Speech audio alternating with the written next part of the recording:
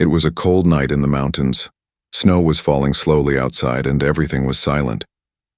Inside a small wooden cabin, a man named Ethan Cole sat alone, drinking hot tea by the fireplace. He lived far away from the cities. No neighbors. No visitors. Just quiet.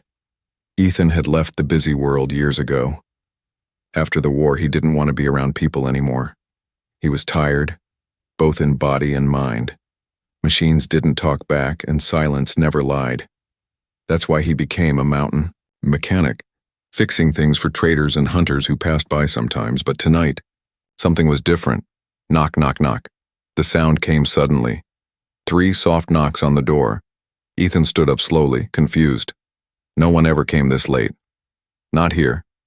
He grabbed a tool wrench just in case and opened the door. And there she was, a girl. Not human. Not completely. Her skin was a soft lavender color, glowing faintly in the moonlight. Her hair was silver like the snow. Her clothes were torn and soaked in blood.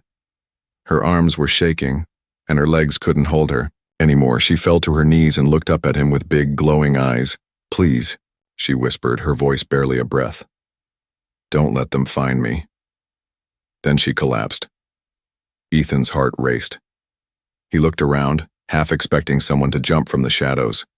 But the forest was empty. He didn't know who she was. He didn't know if she was dangerous, but something in her eyes, and it wasn't hate. It was fear. Without thinking, he pulled her inside. He placed her carefully on the old couch and shut the door tight. Then he checked her wounds. Her shoulder had a deep burn, and there were bruises on her neck and arms. She was bleeding from her side too. Ethan had seen injuries like this before. Military weapons. "Who did this to you?" he whispered. She didn't answer. She was unconscious. Ethan worked fast. He cleaned her wounds and wrapped her with clean bandages. Her skin felt cold, too cold. He brought blankets, started a second fire, and placed a warm cloth on her forehead. For the next few hours, he watched her. She moved sometimes in her sleep, whispering words in a strange language. Once, she cried softly and said the word, "Run." Morning came and she still didn't wake up. Ethan stepped outside to collect snow water, but he froze when he saw the sky. A small black ship was flying above the trees, moving slow, scanning the land. "Damn it," Ethan muttered. This wasn't a normal ship. It looked military. Not Earth military, galactic patrol. They were hunting something. Or someone. Ethan rushed back inside and locked the door. He looked at the girl again. She was still out cold, but now her fingers were glowing faintly, pulsing, with soft blue light. Who was she? Why was she here? That evening she woke up. Her eyes opened slowly, and she stared at the wooden ceiling. Then she turned her head, saw Ethan sitting nearby, and panicked. She tried to get up but cried out in pain and fell back. "Easy," Ethan said calmly. "You're safe now. No one followed you." She looked confused, breathing hard. Her eyes darted to the windows, to the door. Where am I?" "My home," Ethan said. "You showed up last night, bleeding, freezing. I helped you." She stared at him, then looked down at her bandaged arms. "You helped me?" "Yes. Why were you running?" She looked away, her voice low. "Because if they catch me, I'll die." Ethan was quiet. Then he asked, "Are you a criminal?" She shook her head. I'm a target. They want what's inside me, not for justice, for control." Ethan frowned. This was getting dangerous. Still, he said, "You need rest. You're safe here for now. No one knows you're inside." Tears filled her eyes. "Thank you. You don't know what you've done. If they find out, they'll come for you too." Ethan looked her in the eyes. "Let them try." Outside, the black ship circled again. This time, slower, closer. But inside the small cabin, a wounded alien fugitive had found something she hadn't known in a long time: safety, kindness, a reason to live, and Ethan, the quiet mechanic, didn't realize yet that his life had just changed forever. Vera woke up with a sharp breath. Her glowing eyes darted around the cabin, panic rising in her chest. But the warmth of the blankets and the soft crackle of the fire helped her breathe again. Ethan was nearby, sitting at his workbench fixing a broken communicator. He didn't look surprised to see her awake, just calm, like someone who had already made a choice. "You're safe," he said without turning. "But patrol ships flew by this morning. I think they're looking for you." Vera's voice trembled. "They are. They always are." Ethan finally turned to face her. "You gonna tell me why?" She stared into the flames for a moment. Then she whispered, "Because I carry something inside me they fear, or want. My blood isn't just blood. It holds a key, a genetic code." Ethan frowned. "What kind of key?" Vera looked up. "The kind that opens ancient weapons, the kind that could destroy worlds and or control them." Ethan didn't know what to say. This wasn't just some injured girl running from bad people. This was bigger, dangerous. "You should leave," she said suddenly. "Pack your things, run. If they find me here, they'll burn this place. They'll kill you too." Ethan stood up. "You think I'd just let them take you? After what they did to you?" She blinked, stunned by his voice. Strong, steady. "But I'm not even your kind," she whispered. "You bled on my doorstep. You cried in your sleep, that's enough." That night, Ethan prepared the crawlspace beneath the floor. It was cold and narrow, but it would hide her if the patrol came knocking. He brought her food, though she barely ate. Her wounds still hurt. But worse was the fear in her eyes, always looking toward the door, always listening. Around midnight, loud hums filled the air. A black patrol ship hovered above the forest again, this time shining a beam over rooftops. Vera gasped. Ethan pushed her gently toward the floor hatch. "Go. Now." She crawled into the space beneath the floor, trembling. Ethan laid the wooden board back down and covered it with a rug. He placed his old toolbox on top. Then, knock, knock, knock. 2 soldiers stood at the door, faces hidden behind dark visors. Ethan opened slowly, keeping his face blank. "Human," one of them said. "We are tracking a fugitive. Female, alien, light purple skin, injured, possibly armed." Ethan scratched his beard. "Haven't seen anyone. I live alone." "We have heat signatures detected in this area," the second soldier said. "May we come in?" Ethan stepped aside, trying not to show tension. "Sure." The soldiers scanned every corner with handheld devices. Vera stayed frozen below, her hand pressed over her mouth. One of the soldiers paused near the rug, looking down. Ethan's heart skipped. But the soldier turned away and nodded. "Clear." The 2 turned toward the door.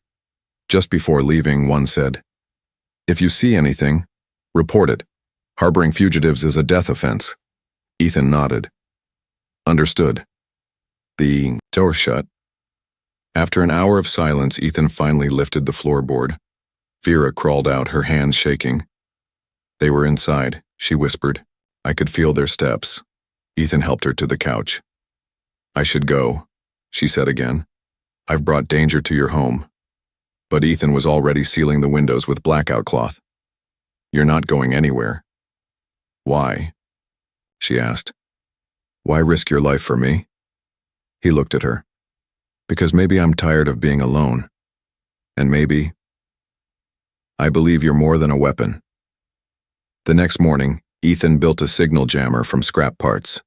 It blocked trackers and heat scans inside the cabin. He also covered the roof with reflective sheets to confuse drones. Vera, sitting by the fire, watched him with quiet amazement. She had never seen a human work so hard, for someone like her. "You're strange," she said softly. Ethan smiled. "You don't know the half of it." She touched his arm gently. "My people don't show kindness without cost. They take. They hurt. But you..." Ethan looked at her hand on his. "What do your people do when someone saves them?" She hesitated, then looked him in the eye. We bind ourselves to them.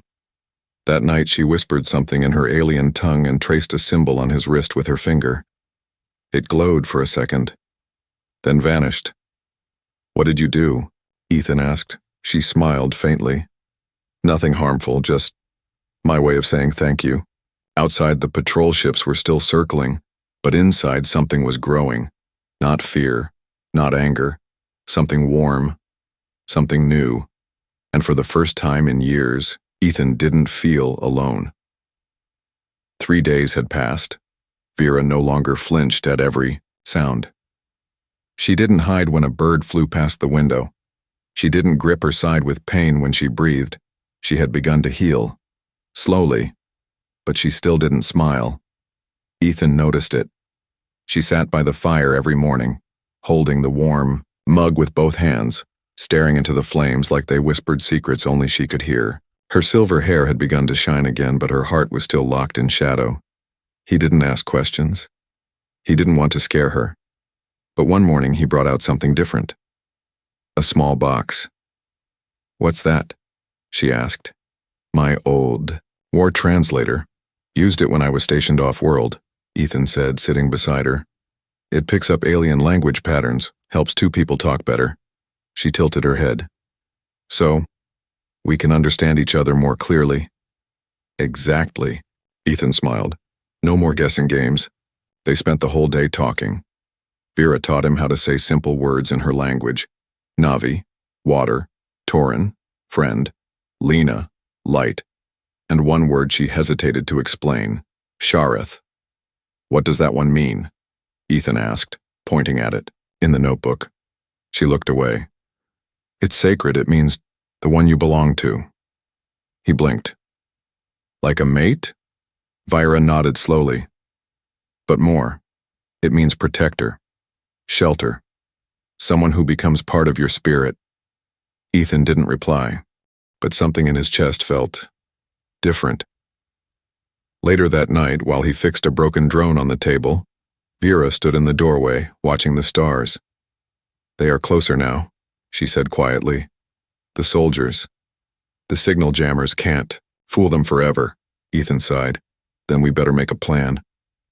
"I don't want to run anymore," she said. "I'm tired. I've run across 5 moons, 2 deserts, a frozen ocean, and now I'm here." Ethan looked up. "Then stay, as long as it takes. We'll find a way." She turned to him, her eyes glowing gently in the dark. "You keep saying we. Not many would do that." "I'm not many," Ethan replied. The next morning, Vera stepped outside for the first time. She stood barefoot in the snow, feeling the cold earth beneath her toes. Her body shivered, but her spirit didn't. Ethan brought her a thick coat. "It belonged to my sister," he said. "She passed during the war. I think she'd want someone to wear it." Vera touched the soft fabric. "Thank you, Ethan. I will wear it with honor." For the first time, her lips curved upward, a small, unsure smile. It lasted only a second, but Ethan saw it, and he smiled too.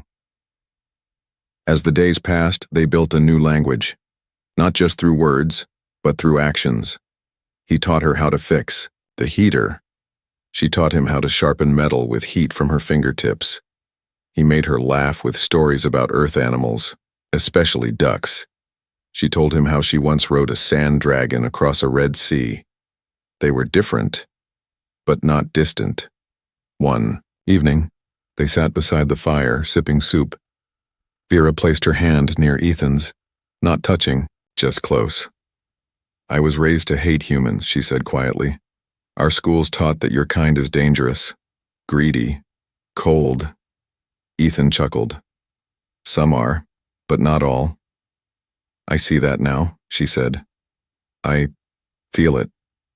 She turned her hand, touching his knuckles gently. "You changed something in me," she whispered. Ethan looked at her.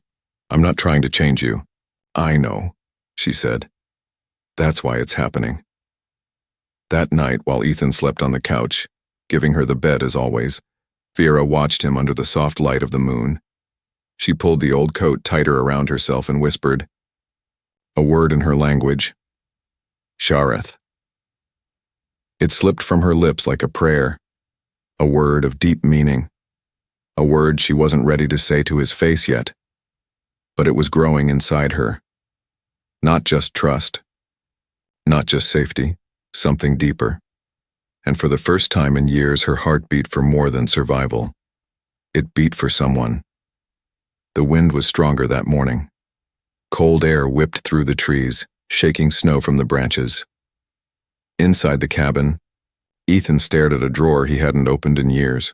It was full of his past, old dog tags, a rusted Earth military badge, and a worn-out ID chip with his full history burned into it. It had survived the war. He had kept it all, just in case. But now, just in case had become a threat. If the patrol scanned him, if they connected him to Earth's military history, to someone hiding an alien fugitive, Vera was still asleep, curled in a blanket like a child, her silver hair glowing in the early light. Ethan picked up the items and stepped outside. He walked to the edge of the woods and dug a shallow pit. Then, one by one, he dropped the items into the snow. His past, his identity, his record. Gone. He lit a match. The flame caught slow, then fast, and he stood there watching the fire eat everything he used to be. Behind him, Vera had quietly followed. She watched from the shadows, her breath caught in her throat. "You burned it," she said softly. Ethan nodded. "Yeah." She stepped beside him. "You didn't have to." "I did," he replied. "I want them to find nothing if they ever come here again." Her voice trembled. "You erased yourself for me." Ethan looked at her. "For us." Later that day, the patrol returned. A dark shuttle landed just beyond the tree line, its black wings casting a shadow over the snow. 3 soldiers stepped out, taller than before, heavier armor, stronger scanners. Ethan kept calm. He opened the door slowly and faced them like a man with nothing to hide. "Surprised you came all the way back," he said. The lead soldier's voice was deep, robotic. "We traced a heat spike here. We believe the fugitive may still be near." "I've already told the last team I live alone," Ethan said, standing firm. "Alone?" The soldier looked around. "Where's your ID chip?" Ethan reached into his coat and pulled out a melted mess of metal. "Wood stove accident. Been off the grid ever since." The soldier scanned it. Error. No match. The soldier narrowed his eyes but didn't speak. The silence hung heavy in the air. Then a faint beep came from one of the scanners. The second soldier stepped forward. "Sir, one faint organic signature. Small, female. Hiding?" Ethan's pulse quickened. "Could be a fox," he said quickly, "or one of the snow hares. Plenty of wildlife around here." The lead soldier raised his scanner higher. But just then, a signal jammer hidden inside Ethan's roof let out a soft pulse. The signal scrambled. Reading lost. "Scan failure." The soldier grunted. "Could be nothing." "Be careful," the soldier warned. "She's not what she seems." Then they left. Ethan didn't move until the sound of the ship faded into the clouds. Inside, Vera crawled out from the secret panel under the cabin's floor. Her hands were shaking. "They almost found me," she whispered. "They didn't," Ethan replied. She looked at him, eyes wide with emotion. "You faced them, lied to them, risked your life." He looked tired but steady. "You're not just someone I'm hiding. You're someone I'm protecting." She blinked slowly. "You don't know what that means in my world? Then teach me." That night, Vera lit a small candle and sat in front of him. "In my culture," she said, "when someone risks their life to protect another, not for power or reward, but out of care, it's called the first flame." Ethan listened quietly. "If the first flame is accepted," she said, "we burn something from our past, something that held us back." She held out a small crystal pendant. It was cracked, stained with blood. "This belonged to the man who sold me. My own uncle." Ethan nodded slowly. She placed it in the fire. Together they watched it burn, just like his badge that morning. "You gave up your past," she whispered, eyes shimmering. "Now I give up mine." As the crystal melted, Vera placed her hand over Ethan's heart. Her fingers glowed faintly. "This is the second mark," she said softly. "It means I begin to trust you with my soul." Ethan didn't move. He didn't know what it meant completely. But he didn't pull away either. Outside, the winds howled louder. But inside, there was warmth, and the first sparks of something deeper than survival, not just protection, connection. Vera screamed in her sleep. It was the third night in a row. Ethan rushed from his workbench to her bedside. She was sweating, trembling, her body glowing faint blue beneath the skin. Her breath was fast, shallow. "Vera, wake up," he said, shaking her gently. Her eyes snapped open, wild, afraid. But when she saw Ethan, she calmed. Tears ran down her cheeks. "It's happening," she whispered. "I can't hold it back anymore." They sat by the fire after she changed into dry clothes. Ethan wrapped a blanket around her, his hand resting on hers. "What's happening to you?" he asked. Vera looked at him with fear in her eyes. "My body, and it's not like yours. The thing inside me, the code, it's waking up. It's older than my people. It's not just data. It's living." "Living?" Ethan frowned. She nodded. "It's a part of something ancient, something that chooses a host every 1,000 years. When I was born, it marked me. They tried to remove it, tried to kill me, but it refused to die." Ethan leaned closer. "You said it's a key. A key to what?" Vera paused, then pointed at her chest. "To the origin core. A weapon buried on my homeworld, so powerful it could end star systems. The Empire wants to activate it. They believe it will give them control of the galaxy, but only the chosen host can access it. And you're the host," Ethan said, slowly understanding. "Yes, but the key isn't complete until I bond. Only then does it awaken fully." Ethan blinked. "Bond? Like, with someone?" Her cheeks turned pale violet. "Yes, with a soul that willingly protects me, that doesn't want to use me. That's why they hunt me. That's why they fear someone like you." Ethan stood, rubbing his forehead. "So, if you stay here, this thing keeps waking up, and if they find you, they'll try to use it." Vera's voice was soft. "I didn't want to involve you, Ethan. But now, it's too late." He turned to face her. "Too late for what?" She stood too, her voice shaky. "My body's failing. I can't stop the awakening process without proper treatment. My cells are overheating. If we don't slow it down, I'll die before they even catch me." Silence filled the cabin. Then Ethan said, "There's one place, a research outpost, hidden in the northern ridge. I worked there once. Might still be some old biotech units left." Vera's eyes lit up. "Then we must go." But the journey wouldn't be easy. The outpost was over a frozen mountain path, long forgotten and filled with unstable ground. The patrols scanned that ridge often. It would be dangerous. Still, Ethan packed the sled and gear. Before dawn, they left the cabin. Vera walked slowly, bundled in the coat he gave her, her steps unsteady. Ethan kept close, pulling the sled with supplies and watching the skies. "Why? Are you doing this for me?"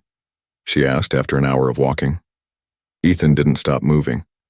"Because you stopped being just a fugitive to me." She looked down. "Then what am I to you?" she whispered. He paused, glanced at her gently, then said, "Someone worth saving." By nightfall, they reached the frozen cliff, but Vera collapsed before they could climb. Her skin was burning hot. Her body trembled. Glowing veins pulsed along her neck. Ethan dropped to his knees beside her. She looked up at him, weak but clear. "The bond must complete, or I won't survive." Ethan blinked. "What bond? What do I do?" Her hand reached for his face. "Say it. Say you'll protect me. Forever. Not just to save me, but because you mean it." Ethan looked into her eyes. There was no power in this. No trick, just truth. He took her hand. I'll protect you. Not for a weapon, not for a secret, but for you. For who you are. Her eyes closed. A wave of warm light spread from her chest and surrounded them both. The snow around them melted in, a circle. The code inside her had accepted the bond, and Ethan, without knowing it, had just become part of something that the galaxy hadn't seen in 1,000 years, not just a protector, but her chosen mate. And now, they were one. Snow turned to steam. The moment Ethan spoke the words, "I'll protect you, forever," something ancient and powerful woke up inside Vera. A soft blue light burst from her chest and wrapped around them both. The frozen ground beneath them cracked and hissed. The bond had completed. The origin core inside her had accepted Ethan. But now it had alerted the galaxy. Far above them, a patrol ship turned sharply. Inside, alarms began to blare. A hologram flickered to life, showing a spike of alien energy. The commander stared at the map. She's awake, and she's not alone. Send. In the purge squads, he ordered. Kill the human, bring the girl alive. Back on the ridge, Vera slowly opened her eyes. Her breathing had slowed. Her skin no longer glowed dangerously. It was calm now, balanced. You did it, she whispered, voice weak but steady. The bond. It stopped the burn. Ethan exhaled, with relief. Good, but we're not safe yet. They turned their heads as a low rumble echoed in the distance. Ethan grabbed his scanner. Ships, 4 of them, heading this way, fast. Vera stood, steady on her feet now. They know. The core awakened, and they felt it. Ethan pulled her toward the rocky path ahead. Then we don't run, we climb. The path to the outpost was steep and narrow. Jagged rocks, thin ice, falling snow. Ethan moved first, helping Vera up step by step. Her strength was returning, but not enough to fight. Not yet. Halfway up, blaster fire rained down from above. Ziz, zit. Zat! The air exploded near their feet. Ethan dragged Vera behind a ledge. They're above us, he shouted. They've already surrounded the peak. Vera's hands lit up, but she held her head. I'm not ready. The bond gave me control, but I need more time. Ethan didn't hesitate. Then buy it, I'll distract them, you climb. Before she could protest, Ethan grabbed an old flare gun from the sled. He popped up from the ledge and fired into the sky. Boom! A bright red signal burst, lighting up the clouds. Hey! He yelled at the ships above. You want her? You! Gotta go through me. Soldiers turned, flying downward on jetpacks, Vera gasped. Ethan, no. But it was too late. He charged up the icy slope, drawing fire, ducking, dodging, rolling behind rocks. He moved like a soldier again, like the man he used to be. But he wasn't alone anymore.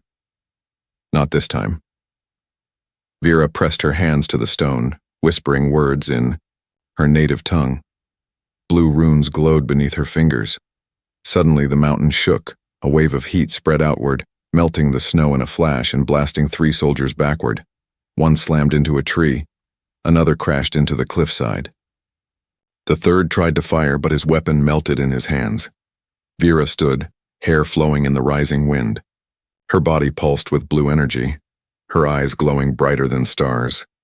You will not touch him, she said calmly. Ethan ducked under a boulder just as more soldiers dropped down behind him. Blasters aimed at his back. Freeze, human. The commander barked. But before Ethan could raise his hands, the stone beneath the soldier's feet exploded. Vera floated down, hands out, power flowing like fire. The commander turned just in time to see her land beside Ethan. The air around her was alive, charged. This human, she said, eyes locked on the soldiers, is no longer alone. She slammed her palm to the ground. A blast of energy knocked the entire squad flying into the snow. Ethan stared at her, breathing hard. You're glowing again, he said, blinking. She looked at him, smiling for real this time. I'm not scared anymore. Because I'm not running, I'm standing. He grinned. Welcome to the team. Together they ran the final path to the outpost. The doors were old, sealed shut with ice. Vera raised her hand. Her symbol lit up. The doors recognized her instantly and opened with a deep groan. They stepped inside, and behind them, the snow burned where her power had touched it. They didn't know it yet, but the galaxy had just felt something that hadn't happened in 1,000 years. A living weapon had awakened. But she had chosen a human to stand beside her. And now, the chase was over. The war had begun. The outpost doors shut behind them with a loud metallic hiss. Ethan dropped to one knee, gasping for breath. His coat was torn, his hands were bleeding, but his eyes were only on her. Vera stood tall in the center of the old alien chamber, her body glowing with calm, steady light. Her feet touched the smooth floor and ancient symbols lit up beneath her. The origin core inside her had fully awakened. But unlike the old stories, she wasn't a weapon of war anymore. She was something new. The chamber responded to her presence. Walls lit up. Crystals floated from hidden shelves. A hologram shimmered to life in front of them, showing an image of Vera and Ethan standing side by side. Ethan stared. "Is that us?" Vera nodded slowly. "It's a bond echo. The core is alive. It sees what we are, what we've become." He took a step forward. "And what exactly are we, Vera?" She turned toward him, eyes glowing like two moons. "You are more than my protector now," she said. "You are the other half of the key. The core doesn't just respond to me, it responds to us together." Ethan swallowed hard. "So, now, what?" Vera walked toward him, her steps slow but sure. She knelt down beside him and took his hands in hers.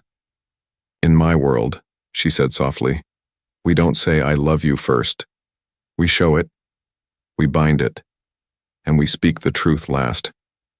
She placed his hand on her chest. "You are mine now, Ethan. Not because I need a shield, but because I found someone who saw me when I was broken and didn't run." Outside, engines roared. The enemy fleet had arrived. Dozens of ships floated above the valley, black and sharp like knives in the sky. Soldiers dropped, building a perimeter around the mountain. The enemy commander gave the order. "Bring her out. Kill the human." But inside the outpost, Vera was no longer afraid. She pressed her forehead to Ethan's and whispered ancient words only the core could understand. Second pulse of energy rose from the ground, wrapping around them both. Not as weapon and soldier, but as mates, the chamber walls began to shift, forming a glowing structure around them. It wasn't a weapon, it wasn't a bomb. It was a ship, built by the core, shaped by their bond. Ethan looked around, amazed. "This thing can fly?" Vera smiled. "Not just fly, escape, fight, protect." The roof above opened like petals unfolding. Snow and fire swirled together outside. Vera reached for the controls, but paused. "This only works if we're one. Do you trust me?" she asked. Ethan didn't blink. "With everything I am." Outside, soldiers saw the light. "Launch missiles!" the commander screamed. Dozens of rockets fired at once, screaming through the clouds. But the ship didn't run. It rose calmly. Inside, Ethan took the co-pilot seat. Vera placed her hand on his. The ship responded. It shimmered, shifted, like a living creature awakening. Then it vanished from sight. Invisible, untouchable, unstoppable. From high above the planet, Vera stared out the window. "The Empire will never stop," she said. "They'll chase me forever." "Not just you," Ethan replied. "Us. And they're going to regret it." Vera turned toward him. "You say that like you're ready to start a war." He grinned. "No. But if one's coming, I'm ready to finish it." She reached into her coat and pulled out a silver thread, one from her homeworld worn only by royal bonds. She tied it gently around Ethan's wrist. "In my world, this means husband, soulmate, warrior." Ethan looked at the thread, then at her. "And in mine," he said, "it means you're stuck with me." They didn't kiss. They didn't need to. Their hearts had already spoken, and somewhere deep in the stars, a sleeping galaxy had just been warned. The fugitive wasn't alone anymore. She had found a home, and inside the heart of a human,